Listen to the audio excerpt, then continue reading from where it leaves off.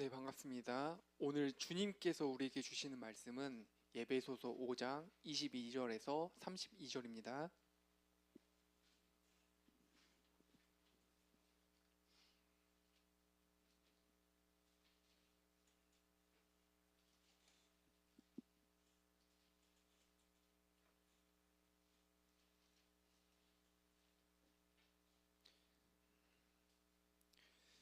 네, 한 절씩 교독하도록 하겠습니다. 제가 먼저 읽겠습니다. 아내들이여 자기 남편에게 복종하기를 주께 하듯 하라.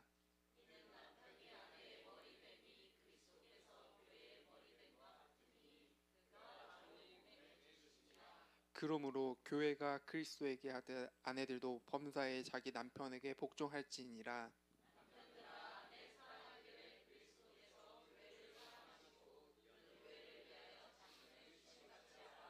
이는 곧 물로 씻어 말씀으로 깨끗하게 하사 거룩하게 하시고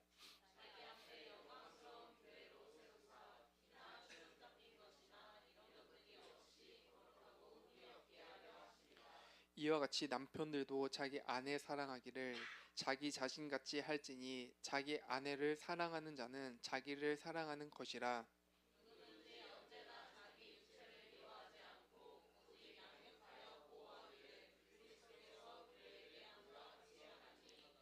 우리는 그 몸의 지체임이라.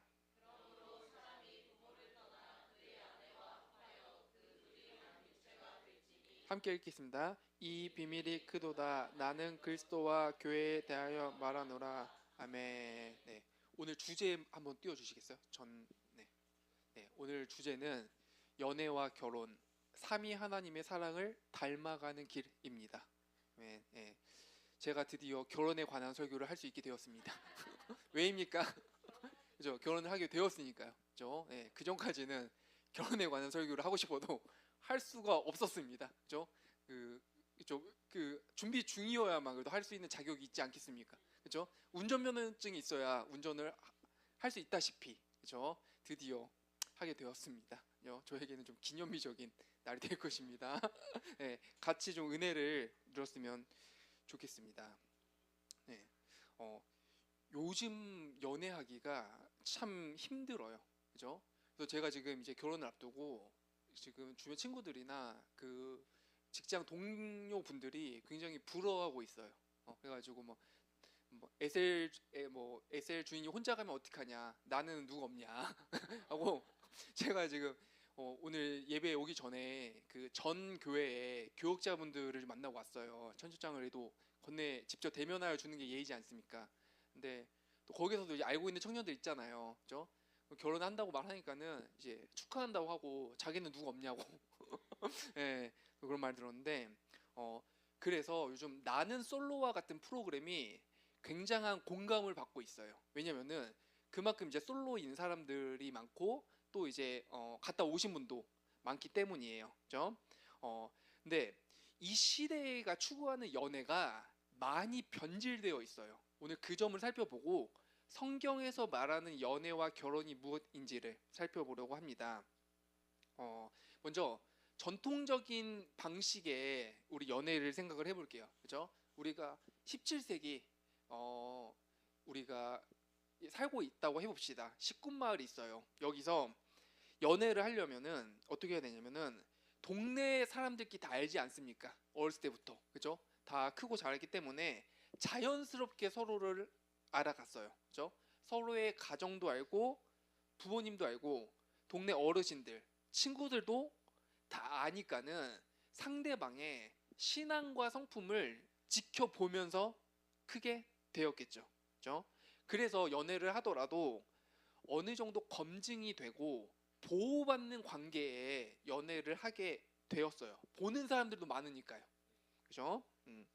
게다가 그 예전에는 이 사람이 정말 하나님 앞에 좀 합당한 사람인가, 그리스도인이라면은 그런 생각을 하고 기도의 시간을 충분히 갖고 만나는 경우가 있었습니다. 그죠? 그래서 제가 총신대 다닐 때 영어 교육과 선배 누나가 있었고 신학과 선배 형이 있었는데 둘이 나중에 사귀게 되었는데 그 스토리를 알아보니까는 둘 다 신앙적으로 굉장히 성숙한 누나이자 형이었거든요.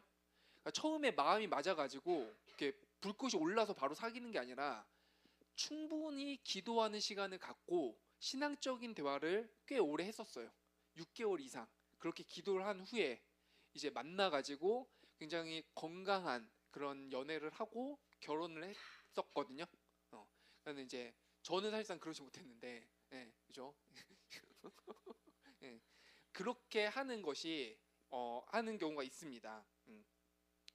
그리고 과거에는 연애를 하더라도 지켜보는 가족들과 친척들이 다 주변에 있었기 때문에 어떤 따뜻한 울타리 안에서의 연애였어요. 그죠? 그러니까는 연애가 더 건강했겠죠. 그죠? 그렇기 때문에 예전의 연애는 그 희생하는 연애였어요. 그죠? 모든 사람들 지켜보고 서로가 서로에게 희생을 하는 그런 좀 아름다운 연애였습니다. 그죠? 서로를 알아가는 시간을 가졌고 감정만으로 사랑을 바로 시작하진 않았습니다. 서로를 위해 좀 기다리고 절제하고 희생하는 그런 시간과 함께 연애를 시작하게 되었습니다. 그죠? 그런데 요즘에는 이런 연애관이 많이 바뀌게 되었는데 넘겨주세요. 요즘의 연애관은 그런 어떤 공동체가 없어요. 그죠? 지켜봐주고 도와주는 공동체가 없고 그리고 연애를 즉각적인 소비 문화로서 여기게 되었습니다. 공동체가 없고요. 서로를 알아갈 수 있는 시간이 없어요. 요즘은 만나자마자 서로의 성격을 알아가는 것 대신에 스킨십이 먼저 시작이 되고요. 서로를 향한 희생은 이제 없어요. 오로지 쾌감만이 있을 뿐입니다. 성적 욕구를 먼저 충족하고 책임은 나중 일이 되어버렸습니다. 그죠? 이러한 현대 문화가 우리 청년들에게 과연 괜찮은 것일까요? 아니죠. 왜냐하면 성경이 말하는 연애관은 완전히 다르기 때문이죠. 그죠? 요즘 보면은 그 나는 솔로 프로그램 여러분들 보십니까? 보는 사람도 있고 저는 유튜브 짤로 보는데 다양한 사람들이 나와가지고 자신의 매력을 어필을 해요. 네, 저는 이제 저 사람들이 하는 말과 행태를 보면서 저 사람이 추구하는 사랑이 상대방을 위해 희생하는 상대방을 위한 희생을 하는 그런 사람들도 간혹 있지만서도 그보다는 뭔가 나의 외로움을 충족시켜주고 나를 더 세워줄 만한 그런 어떤 상대방을 찾고 있는 경우가 꽤 있었던 것 같아요. 그래서 제가 지금 저기 화면에 띄워드린 분들은 제가 판단하기로는 상대방을 위한 헌신의 사랑이 아니라 자기 자신만을 위한 사랑을 위해 나오신 분들 같다라는 생각을 했었습니다. 그죠? 비슷하게 여러분도 느꼈을 거예요. 그죠? 다음 한번 넘겨주세요. 그리고 이 커플 혹시 보셨나요? 안 봤어요? 이 커플은 저도 보기에는 굉장히 좀 아름다운 그런 커플이었어요. 그리고 많은 사람들의 공감을 받은 그런 커플이었는데 왜냐하면 제가 생각하기로 이 둘이 추구하는 사랑이 굉장히 성경적인 사랑과 가깝기 때문이에요. 네, 서로가 서로를 배려하고 희생하고 상대방으로 인해 즐거워하고 상대방의 뭔가를 강요하거나 억압하지 않아요. 서로의 존재로 기뻐하며 웃음을 이렇게 피는 그런 커플이거든요. 굉장히 좀 성경에서 말하는 그런 사랑과 흡사한 커플이었습니다. 다음 넘겨주세요.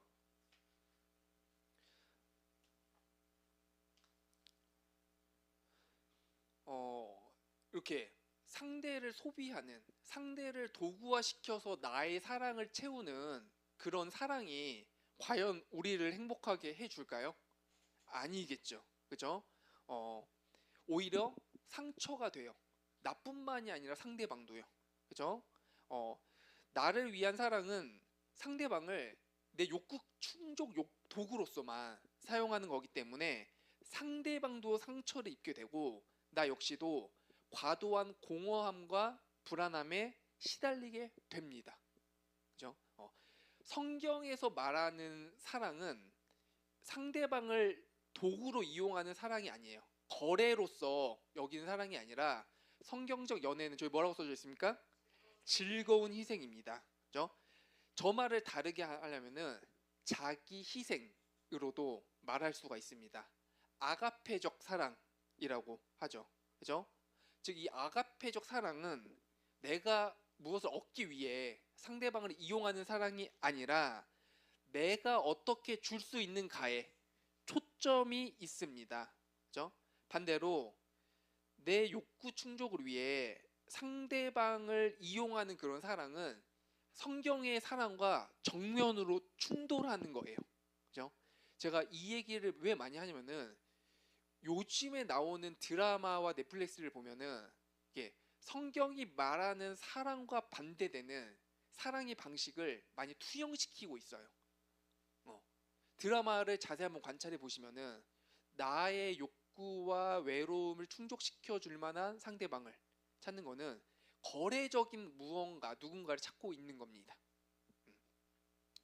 하지만 성경이 말하는 사랑은 훨씬 더 깊고 아름다우며 거룩한 사랑이에요. 넘겨주세요.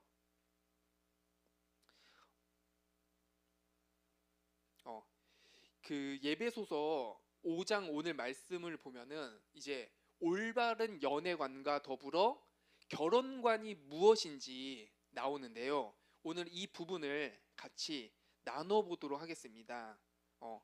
먼저 성경에서 연애는 내 쾌락과 내 즐거움을 위한 소비 시간이 아니라 이 사람과 결혼해가지고 하나님의 언약 관계로 들어갈 수 있는지를 진지하게 분별하는 시간이라고 말을 합니다. 연애가 결혼을 향하지 않게 되잖아요. 이 말을 좀 바꿔서 말을 하면요. 결혼이라는 어떤 제도 없이 하나님께서 주신 언약 없이 연애로서 나의 쾌감만을 느끼겠다는 겁니다. 그죠? 이게 사실이에요. 이 부분이. 이 연애의 과정이 결혼으로 가는 그런 과정 속에서 상대방과 나를 알아가는 시간이라고 했고요. 결혼은 무엇이냐면은 결혼은 계약과 어떤 거래가 아니라 언약이라고 말을 합니다. 오늘 말씀에서 결혼은 단순한 거래나 사회적인 제도를 말하는 것이 아니라 그리스도와 교회의 관계라는 가장 거룩한 비유로 설명을 하고 있습니다. 밑에 1번 보면은 아내의 복종이라고 되어 있죠. 저기 한번 읽어보실래요? 옆에 시작. 여기서 특히 우리 이제 그 아내나 그 이제 여성분들 입장에서 이 복종이라는 말을 들으면은 이게 좀 뉘앙스가 좋지 않잖아요. 그죠? 남편이 시키는 대로 내가 뭘 해야 될 것 같고 남자친구가 시키는 대로 뭔가를 다 해야 될 것 같은데 이 말씀을 많이들 오해하고 있습니다. 성경은 절대로 여자를 하등한 존재로 여기지 않고요. 남편에게 절대적인 복종을 하라는 의미가 아닙니다. 여기서 말하는 복종의 의미는 교회가 그리스도를 신뢰하고 사랑하듯이 아내는 남편을 그리스도를 닮은 사랑에 기쁨으로 응답한다는 얘기예요. 정리를 하자면은 교회가 예수님을 사랑하듯이 아내가 남편을 사랑하라는 말이 이 복종입니다. 이해가 좀 되십니까? 네. 그리스도가 교회를 넘치게 사랑하시죠. 그렇죠? 이처럼 우리 남편과 남자친구는 아내이자 여자친구를 넘치도록 사랑하고 희생해야 됩니다. 이것에 대한 응답으로 복종으로서 기쁘게 남편을 사랑하라는 의미인 것입니다. 그래서 에베소서 5장 21절은 이렇게 말해요. 제가 읽겠습니다. 그리스도를 경외함으로 피차 복종하라. 한쪽이 상대방을 수직적으로 복종하는 게 아니라 서로가 서로를 뭐하라고 합니까? 복종하라고 말합니다. 즉 부부는 동등하며 서로를 높이고 서로에게 자신을 내어주며 거룩한 관계라는 의미인 것입니다. 그죠? 이 두 번째 밑에 보면은 남편의 머리됨이라고 되어 있죠. 이 말씀도 많이들 오해를 해요. 그죠? 들으면은 그죠? 남편이 뭔가 나보다 더 위에서 나를 이렇게 통제하는 것인가? 라는 생각을 하는데 절대 그런 의미가 아닙니다. 성경은 남편에게 머리의 역할을 하라고 하시지 권력을 남용하여 쓰라는 말이 아닙니다. 오히려 그리스도께서 교회를 위해 몸을 버리신 것처럼 남편에게 아내를 위하여 엄청난 희생을 하라라는 명령이신 겁니다. 사랑하는 아내와 여자친구를 위해서 희생하라는 것인데 그리스도께서 교회를 위해 희생하신 것처럼 남편도 그러한 희생을 하라는 것이죠. 그죠? 그러면 여러분들 제가 질문할게요. 그러면은 아내에게 요구하는 명령이 더 커요? 아니면 남편에게 요구하는 명령이 더 큽니까? 남편에게죠. 그렇죠? 왜냐면은 남편에게는 뭐라고 말씀하시냐면 그리스도께서 교회를 사랑하시고 교회를 위하여 자신을 내어 준 것처럼 아내를 사랑하라고 하십니다. 반면에 아내분들에게는 뭐라고 하십니까? 남편에게 복종하라 라는 말이지 않습니까? 사실상 성경에서 말하는 것은 가장에게 더 큰 책임이 있습니다. 그리스도께서 자신을 내어준 것 같은 희생을 아내와 자녀들에게 하라라는 명령인 것입니다. 그렇기 때문에 하나님께서 제정하신 이 결혼은 너가 10을 나에게 해주면은 나도 10을 할게 이런 조건적인 계약이 아니에요. 오히려 너의 부족하고 연약한 모습 속에서도 나는 너를 끝까지 사랑하겠다. 끝까지 너에게 헌신하겠다라는 언약인 것입니다. 그죠? 결혼은 절대 계약이 아니에요. 계약은 여러분들 뭐냐면은 조건 중심이에요. 그죠? 너가 이 정도 해오면은 내가 이 정도 해 갈게. 너가 이 정도 한 달 저축을 하면 내가 이 정도 저축을 할게. 그렇게 못하면은 나 이 결혼 파기할 거야. 이런 계약이 아닙니다. 그죠? 너가 부족하고 못하더라도 나는 끝까지 너에게 헌신할게 라는 약속인 것입니다.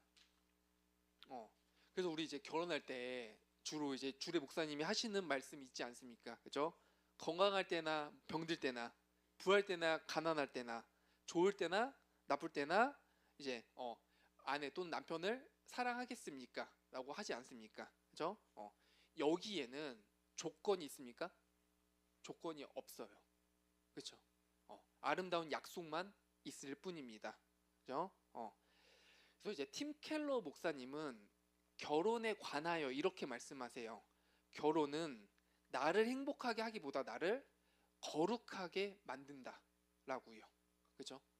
남편 입장에서 아내를 그리스도께서 교회를 사랑하신 것처럼 사랑을 하면은 남편은 그리스도의 그 엄청난 사랑을 알게 되겠죠. 그렇죠? 반대로 아내 입장에서는 남편의 엄청난 그런 희생적인 사랑을 받아요. 그렇죠? 그러면은 그리스도께서 교회를 사랑하신 것과 같은 사랑을 받지 않겠습니까? 그로 인해 아내는 그리스도를 더 기뻐하며 즐거워하게 되는 것입니다. 즉 가정이 교회가 되는 거예요. 하나님을 누리는 작은 천국이 되는 것입니다. 이제 결혼이라는 주제가 나오면은 반드시 청년들이 저에게 하는 주제가 있어요. 이게 뭐냐면은 성관계입니다. 그죠? 그 성관계의 의미도 교회 다니시는 분들도 많이 왜곡하여 해석하고 있는 경우도 있는데 성경이 말하는 성관계의 진짜 의미는 위에 한번 읽어볼까? 빨간 글씨 삼위 하나님 시작. 아멘. 예, 성관계는 단순한 쾌락만을 즐기는 것이 아닙니다. 이거는 헌신의 표현인 거예요. 그래서 성경이 말하는 성관계는 두 사람의 단순한 욕구 충족이 아니라 나의 몸과 마음 전체를 상대방에게 헌신하는 것입니다. 그렇죠? 즉 그리스도께서 교회를 사랑하듯 하는 그런 헌신입니다. 하나님은 성관계를 나의 욕망을 풀라는 도구로서 만든 적이 없습니다. 성경에서 말하는 성관계는 하나님과 그리스도인 그리스도와 교회의 연합을 상징하는데요. 우리 이런 말씀이 있어요. 둘이 한 몸이 되리라 라는 말씀이 있지 않습니까? 이 말씀은 영적, 정서적, 육체적으로 전체적인 통합을 의미하는데요. 제가 존경하는 그 개척교회 목사님이 계세요. 이분도 일찍 이분이 중학교 때 아버지를 여의셨을 거예요. 그죠? 좀 가슴이 아픈 게, 제가 아시는 이렇게 대부분의 이렇게 좋은 목사님 분들은 부모님을 좀 일찍 여의시고 가정의 상처가 많으신 분들이 많아요. 그죠?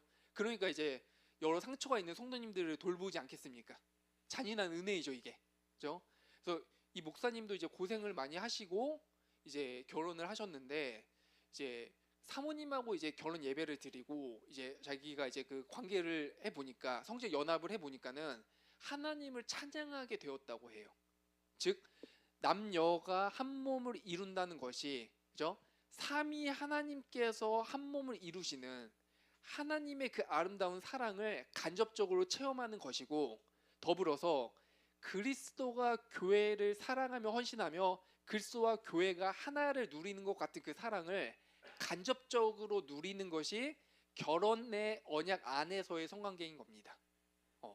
이것을 은혜롭게 생각하셔야 돼요. 그래서 이 성적인 연합은 밑에 한번 읽어볼까요? 3번 시작.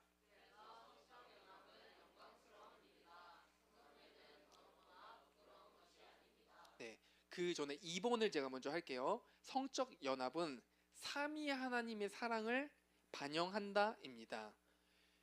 요한복음 17장을 보면은 창세 전부터 성부 하나님과 성자 예수님은 서로를 사랑하시고 서로에게 영광을 돌리시고 서로에게 자신을 내어 주셨습니다. 그죠? 이 깊은 사랑의 기쁨을 하나님께서는 결혼 속에서 성관계로 누리도록 남겨두셨어요. 희미하게나마 누리도록요. 그래서 남편과 아내가 성적인 연합을 하는 것이 육체적인 만족만을 누리는 게 아니라 아버지와 아들의 깊은 사랑을 반영하며 누리는 것이고요. 더 나아가서 우리가 천국에서 누릴 하나님과의 완전한 연합이 있지 않습니까? 그 연합을 간접적으로 누리는 것이기도 해요. 그러니까 이것을 거룩하게 여겨야 됩니다. 네. 이제 3번 제가 말할게요. 이제 하나님께서 결혼 안에서 허락하신 아름다운 것이 성적인 연합이죠. 그죠? 이것은 장차 천국에서 누릴 하나님과 우리가 누릴 그 기쁨을 간접적으로 느끼게 해주는 그런 하나님의 은혜의 수단인 것입니다. 그렇기 때문에 우리는 어떤 그런 성적인 관계를 싸구려 소비처럼 다뤄서는 안 돼요. 쾌락의 요구서로서 여긴다면은 이거는 하나님의 영광을 파괴하는 일이 되는 겁니다. 이제 이 다음 한번 넘겨주세요.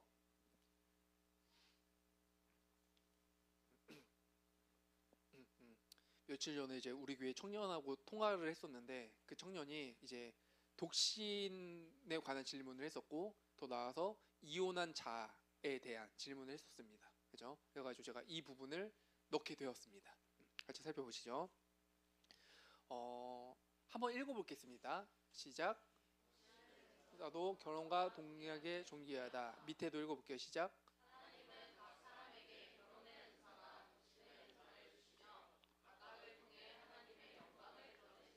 아멘. 네. 성경에서는 결혼을 굉장히 아름다운 것으로 표현을 하고 있고, 그와 더불어 독신의 은사도 귀한 은사라고 표현을 하고 있습니다. 여러분들, 독신을 타 종교나 다른 세계관에서는 굉장히 열등하고 하등한 것으로 취급을 해요. 하지만 성경은 유일하게 독신 역시도 하나의 은혜의 수단으로 제시를 합니다. 사도 바울은 독신을 강력하게 지지했었고요. 팀 켈러 목사님도 독신의 영광을 강조합니다. 독신의 삶을 하면은 하나님께 온전히 더 드릴 수 있는, 그죠? 그런 시간이 많고요. 장차 우리가 하나님과 누릴 그런 연합의 모습을 미리 누리는 것도 될 수가 있습니다. 그만큼 하나님과 교제한 시간이 많아지니까요. 그러니까 결혼한 사람이 우월한 것도 아니고요. 독신이 모자란 것도 아닙니다. 하나님은 하나님 뜻에 맞으시게 각 사람에게 결혼의 은사를 주실 수도 있고 독신의 은사를 주실 수도 있고 아니면은 이혼한 아픔으로써 살아가게 하는 경우도 있습니다. 그죠? 제가 아까 이전 교회의 사역자분들을 만나고 왔다고 했잖아요. 그 교회에 정말 상처가 많은 여자 전도사님이 계세요. 이제 나이가 이제 만 후반이실 텐데 그분이 이제 남편하고 결혼을 해서 잘 사시다가 같은 교회 나왔어요. 남편도. 근데 이제 남편분이 이제 외도를 좀 심하게 하는 바람에 이제 이혼을 하고 그때 더불어서 또 이 전도사님의 어머님이 이제 암으로 돌아가시고 네, 그리고 또 여러 이제 힘든 일이 있었는데 근데 이 여자 전도사님 제가 아까 받았거든요. 오랜만에 봤는데 늘 얼굴이 싱글벙글이에요. 그 많은 상처임에도 불구하고. 네. 그리고 제가 또 오랜만에 갔잖아요. 1년 만에 봤는데도 그 두 팔 벌려 거기 엄마가 자녀를 맞이해 주시듯이 저를 맞이해 주셨어요. 그래서 제가 그 여자 전도사님한테 그러셨어요. 그래가지고 전도사님은 지금 그 교회가 시광교회거든요. 시광교회에 지금 전도사님이 사랑하는 자녀들이 너무 많은 것 같습니다. 그 전도사님이 비록 이제 남편하고의 자녀는 없었거든요. 그죠? 그럼에도 불구하고 그 교회의 모든 청년들을 자기 신의 자녀처럼 그렇게 대하고 있는 것들을 제가 보고 왔거든요. 그죠? 그러면은 이 은사는 여러분들 굉장히 소중한 은사이지 않습니까? 사실상. 그죠? 이제 다음으로 넘겨주세요. 이제 성경이 말하는 오늘 예배소서에서 말하는 결혼은 서로의 부족함을 드러내고 서로를 변화시키는 그런 하나님의 은혜의 도구인 거예요. 그죠? 상대가 완벽하니까 사랑하는 것이 아니라 언약했기 때문에 하나님 앞에서 언약했기 때문에 사랑을 하는 겁니다. 삼위 하나님처럼 서로를 기뻐하고 서로를 높이고 서로에게 자신을 내어주는 그런 것이 성경이 말하는 결혼이자 연애관인 것입니다.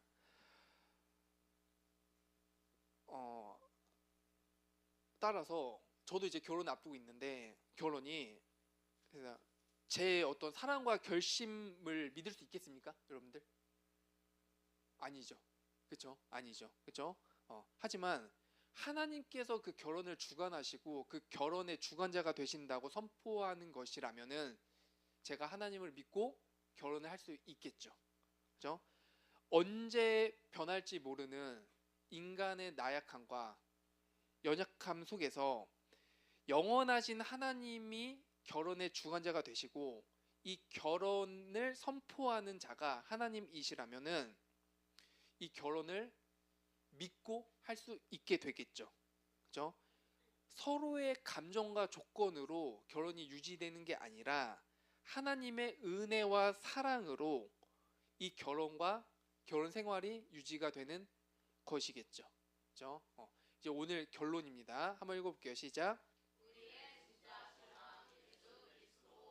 예.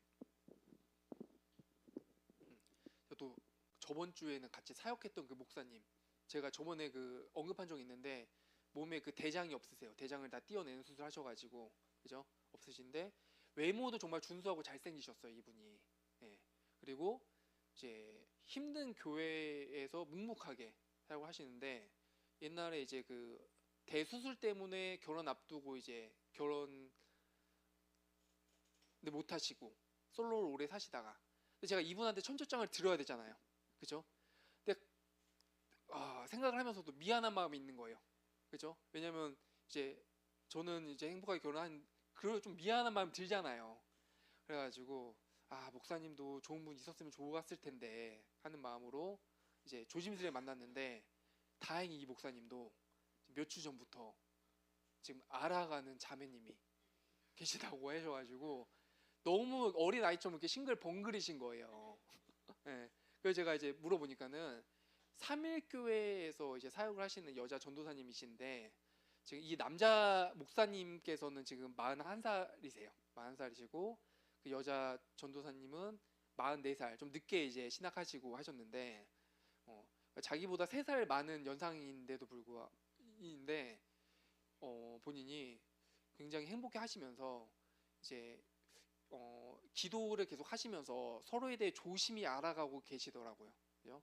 그리고 또 이 목사님이 대장수술 하셔도 좀 운동을 좋아하세요. 그래가지고 자기가 그 여자 전도사님한테 매력 어필을 해야 되지 않겠습니까? 이제 한강을 같이 거니고 있는데 때마침 앞에 철봉이 있더래요. 그래가지고 이제 농담반 진담반으로 이제 제가 좀 집에서 홈트를 많이 하고 철봉을 하는데 좀 매력 어필 좀 해드릴까요 했는데 여자 전도사님 웃으시면서 한번 보여달라고 하셔가지고 자기가 거기서 매력 어필을 하고 왔다고 하십니다. 그죠? 네, 네. 근데 문제는 그 여자 전도사님도 이제 순하고 착하셔가지고 어렸을 때부터 키우는 14년 된 강아지가 있고 그리고 6년 전에 그 유초동부 아기가 주온 고양이가 있대요. 근데 그 아기가 키울 수 없잖아요 집에서. 그래서 그 고양이를 6년 전부터 여자 선생님이 키우고 계세요. 그리고 1년 전에는 또 집에 가다가 새끼 고양이가 어미 없이 있는 거 봐가지고 또 새끼 고양이도 들여서 지금 키우고 계시니까는 강아지 한 마리, 6살 된 고양이, 1살 된 고양이 여기 있는데 이 목사님도 결혼하고 싶은데 이 동물 3마리가 자기는 좀 큰 문제인 거예요. 그래서 저한테 혹시 제가 강아지는 감당이 되겠는데 고양이까지 힘들 것 같다고 혹시 고양이 입양 필요하신 분 연락 주십시오. 이제 결론이에요. 계속 오늘도 저한테 문자가 왔어, 카톡이 왔어요. 예, 고양이 친구들 혹시 좋은 분한테 예. 예. 오늘 이제 결론인데 우리의 진짜 남자친구이자 신랑은 예수님이시죠. 그죠? 우리의 참된 신랑이 바로 예수님이시고요. 우리가 연애를 하든 연애 중이든 결혼을 하든 이별의 상처의 시기를 보내고 있든지 독신이든지 가정의 상처가 많든지 상관없습니다. 그죠? 연애를 시작하려는 사람은 예수님의 헌신을 봐야 되고 결혼을 꿈꾸는 사람이거나 결혼 생활을 하는 모두는 예수님의 언약을 바라봐야 됩니다. 독신으로 살아가는 사람이든 아니면은 가정에 상처가 많은 사람이든 예수님의 충만한 사랑을 바라봐야 합니다. 우리가 바라봐야 할 대상은 언제나 예수님이시죠. 예수님은 우리가 사랑할 만했기 때문에 사랑하신 것이 아니라 우리가 죄인 되었을 때 우리를 위해 목숨을 내어주신 그런 분이세요. 그 예수님의 희생이 우리에게 결혼을 지킬 힘을 주시고 순결을 지킬 힘을 주시고 상대를 올바르게 사랑할 힘을 주십니다. 예수님의 사랑이 우리를 거룩하게 하고 우리를 존귀하게 만들 것입니다. 그러니까 우리 특히 청년 우리 분들은 혼자인 이 시기를 하나님을 잘 누리셔야 됩니다. 그래야지만 하나님께서 예비하신 누군가를 주었을 때 성경적인 방식으로 올바른 연애를 할 수가 있습니다. 결혼을 꿈꾸고 결혼 생활을 하고 계신 분들은 언제나 예수님의 희생을 봐야 됩니다. 특히 가정에 아픔이 있다면 더더욱 말입니다.